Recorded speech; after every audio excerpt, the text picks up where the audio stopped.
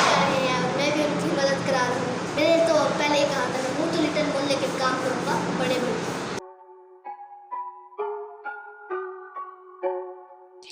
DK on the track, boy.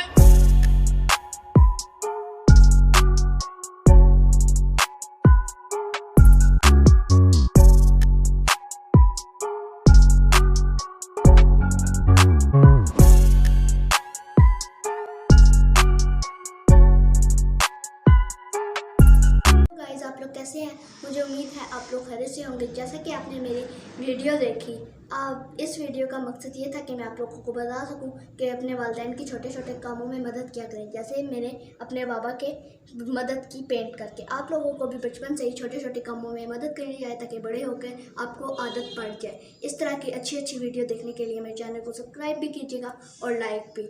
And waiting for next video. Thank you so much.